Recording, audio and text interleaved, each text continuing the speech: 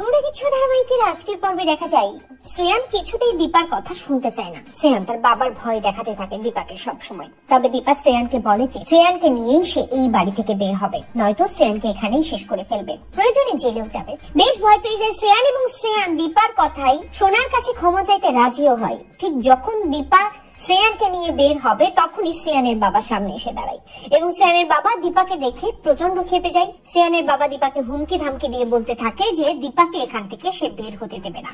দীপা রুদ্রমূর্তি নিয়ে শ্রেয়ানের বাবাকে বলে যে শুধু শ্রেয়ানকে নয়, সে শ্রেয়ানের বাবাকেও এখান থেকে টানতে টানতে তার মেয়ের সামনে হাজির করবে, তার মেয়ের কাছে ক্ষমা চাইতেই হবে। শ্রেয়ানের বাবা দীপাকে বলে যে আপনি আমাদের দুজনকে এখান থেকে টানতে টানতে নিয়ে যাবেন আর আমি কি বসে বসে দেখবো? আমি কিচ্ছু করবো না।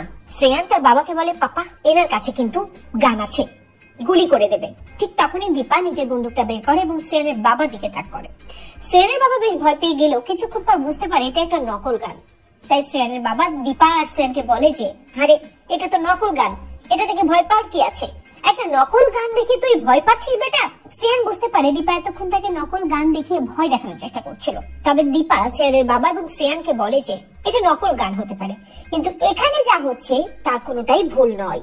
অর্থাৎ এই সবকিছু ভিডিও রেকর্ড হচ্ছে আর সবকিছু টিভিতে দেখানো হচ্ছে, সবাই দেখতে পাচ্ছে আপনাদের কর্মকাণ্ড। তাই আমার কিছু হলে আপনাদের কি হবে বুঝতে পারছেন তো? ভালোই ভালোই বলছি আমার মেয়ের কাছে ক্ষমা চাইতে, নয়তো এই ঘটনা অন্যদিকে মোড় নেবে। তবুও শ্রেয়ানের বাবা কিছুতেই দীপার কথা শুনতে চায় না। শ্রেয়ানের বাবা দীপাকে আটক করতে যায় অন্যান্য লোকজনদের দিয়ে, কিন্তু দীপা রুদ্রমূর্তি নিয়ে একটা বেল্ট দিয়ে শ্রেয়ানের বাবাকে আচ্ছা মতো ধোলাই করে। মারতে মারতে শ্রেয়ানের বাবাকে মাটিতে ফেলে দীপা এবং বুঝিয়ে দেয় যে দীপার কথা না শুনলে এই গোটা ঘটনা এখন পুলিশকে দেখানো হবে এবং পুলিশের কাছেই তাদেরকে ধরিয়ে দেওয়া হবে। আর যদি তার কথা শোনে তাহলে অলি চাইলে তারা ক্ষমা পেতেও পারে। নিজের ভুলটা খুব ভালো মতো বুঝতে পারে শ্রেয়ান এবং শ্রেয়ানের বাবা, যার কারণে দীপার সাথে তারা সোনার কাছে ক্ষমা চাওয়ার জন্য বেরিয়ে পড়ে।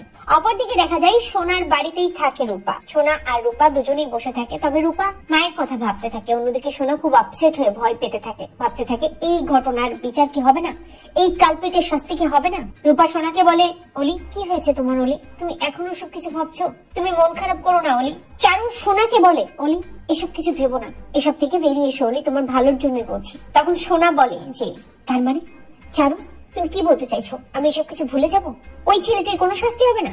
ওই শয়তান ছেলেটি তার কাজের জন্য শাস্তি পাবে না? সূর্য এবং চারু দুজনেই বলে সবকিছু একটা নিয়ম আছে, যেহেতু পুলিশ গোটা বিষয়টা দেখছে তাই পুলিশের বাইরে, আইনের বাইরে আমরা কিছুই করতে পারবো না। চারু সোনাকে বলে অলি আমরা চাইলে যে কোনো কিছু করতে পারি না, আমরা চাইলে ওই ছেলেটিকে শাস্তি দিতেও পারবো না, তাছাড়া পুলিশ বলেছে ওই ছেলেটি এই দেশেই নেই, তাহলে আমরা কি করতে পারি? চারুর উপর বেশ বিরক্ত হয় সোনা এবং সোনা চারুকে বলে যে আমি তো বলছি শ্রেয়ান ছিল, শ্রেয়ানই আমার ক্ষতি করতে চেয়েছিল, আর তুমি বলছো সবকিছু ভুলে যেতে।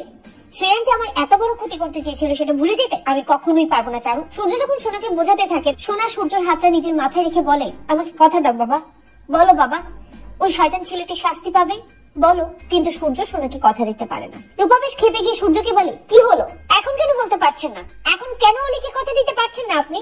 কারো হাত শক্ত করে ধরলে এভাবে ছাড়তে হয় না। কিসের কথা বলছে রূপা বুঝতে পারে না সূর্য।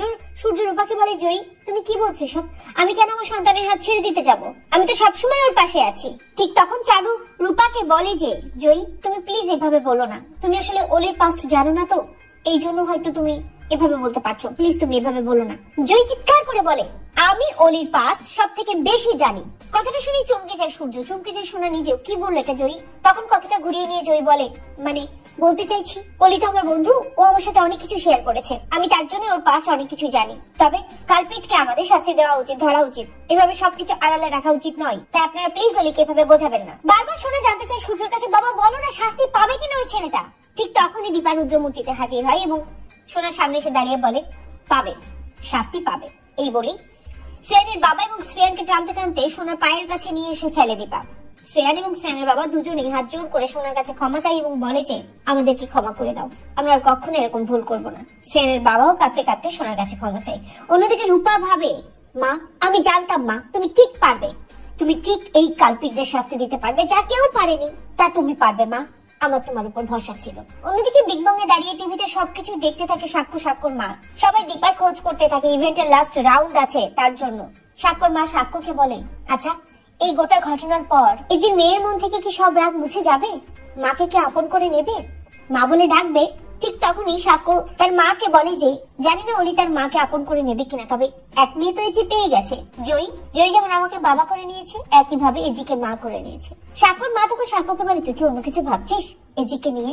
আসলে জয়ী তোকে বাবা এজিকে মা এভাবে বলছে, তো তাই আমারও মনের মধ্যে একটা আশা যাচ্ছে।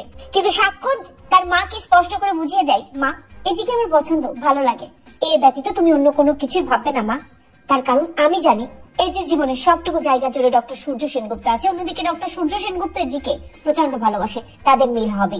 তাই যেটা কখনোই সম্ভব না সেই ভাবনা আমি নিজের মধ্যে প্রশ্রয় দিতে চাই না। তাই তুমি এসব কিছু ভেবো না। সকলের ভালো চাই সাক্ষর মা, একই সাথে সাক্ষরও ভালো চাই।